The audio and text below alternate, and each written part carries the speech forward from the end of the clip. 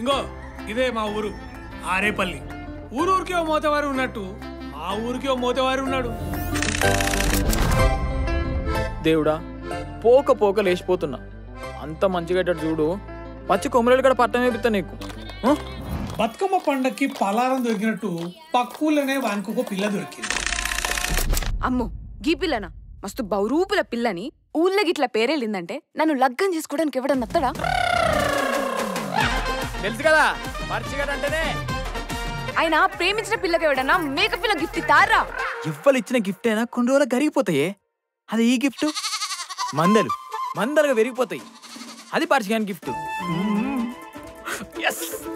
ముత్తిమంటే ఇవ్వ కానీ కాకులు చూస్తాను అర్థంగా. పరిచయడంటేనే పర్ఫెక్ట్. లక్కుల పిల్లని పడేసి సిక్కింద్రా శిల్క అనుకునే టైంకి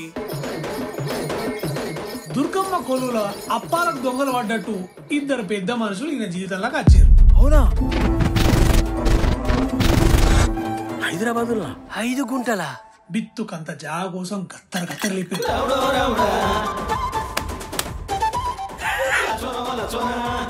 సచ్చి నీ కడుపున ఉడతా. ఇప్పుడు ఎట్లా ఉడతారా పిల్లలు?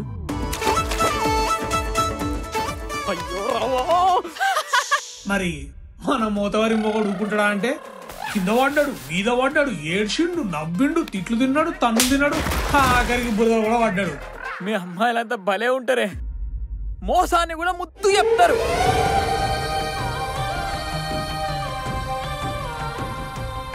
మరి గిన్ని చేసిన మోతవారికి పిల్ల దొరికిందా లేదా అని తెలుసుకోవాలంటే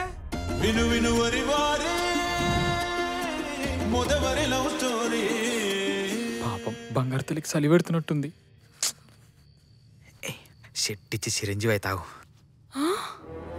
IPC 376 red with IPC 511 attempt to rape.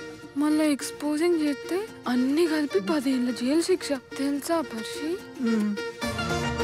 ఈసారి ఉష్కే ఉడికిచ్చుడే.